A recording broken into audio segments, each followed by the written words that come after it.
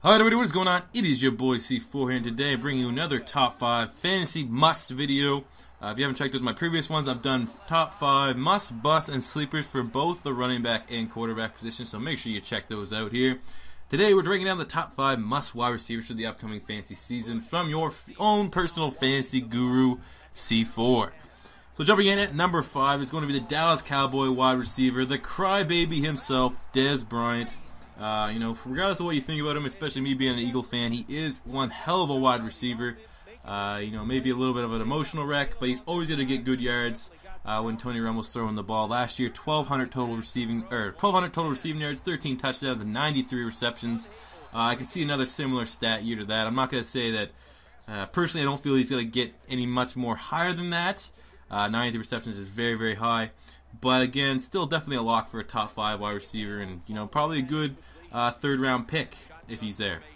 Number 4, a little bit of a sleeper for my number 4, and that's Alshon Jeffery. Rating him a little bit higher than Brandon Marshall. I think his ceiling is a lot more higher next season as he's more comfortable in the offense. And then with Jay Cutler throwing the ball, regardless if you think if Cutler or McCown should have been the guy.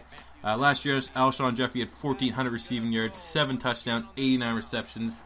I see the yards probably, dropping a tiny little bit. 1,400 was an excellent season, but I think he'll get more receptions and more touchdowns. But very interesting to see how that Chicago Bears offense is going to run this year with Jay Cutler at the helm and not Josh McCown. Number 3, A.J. Green. Andy Dalton's in a contract year, so he's going to throw the ball a lot. They're going to put a lot of pressure on him to make plays, and his playmaker is A.J. Green. Last season, A.J. Green had 1,400 total yards, 11 touchdowns, 98 receptions. I see this being pretty much the same, maybe a little bit more in the touchdown department, but A.J. Green's been as solid as they come for the wide receiver position, and considering he is an elite wide receiver, so he's always a safe second round pick. I wouldn't necessarily say reach for him in the third round though, or in the first round. However, I believe only our number 1 wide receiver is the only wide receiver warranting a first round pick. At number 2, Demaryius Thomas of the Denver Broncos. Last season had an outstanding season, 1,430 yards, 14 touchdowns, 92 receptions. Obviously, Peyton Manning and co. are going to have a chip on their shoulder about the embarrassment that was the Super Bowl against Seattle Seahawks. So they're going to probably try to throw the ball a little bit more. I don't think they're going to replicate the numbers that they did last season. But Demaryius Thomas is going to have an outstanding year. Now with Eric Decker there, more balls are probably going to come his way.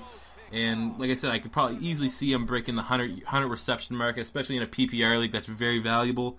But I expect a very similar season, him to replicate what he did last season.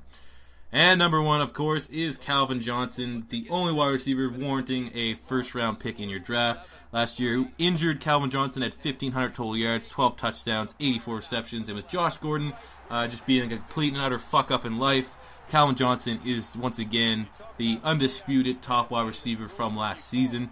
They're going to throw the ball a whole lot. I think that this might be the Jim Caldwell offense. He's going to require a lot out of Matt Stafford to throw the ball with more accuracy, and that means that you're going to have to throw the ball more to Calvin Johnson. Even if that's a thing, like Calvin Johnson probably could have 120 receptions. Some staggering Wes Welker amount of receptions would make him even that more valuable in a PPR league. 1,500 yards. I think that this is going to be a nice rebound season for him to get back up into that 1,700 yard mark. 12 touchdowns is pretty fair because they're going to use they have Foria and Eric Ebron and Brandon Pettigrew, bigger wide receivers. When Calvin Johnson's getting double teamed in the red zone, so his touchdown numbers probably are going to stay around 10. No, can't see him getting any more than 13, 14. But by far the best wide receiver for this upcoming season. So if you can get him in the first round, late first round, I'd go after him.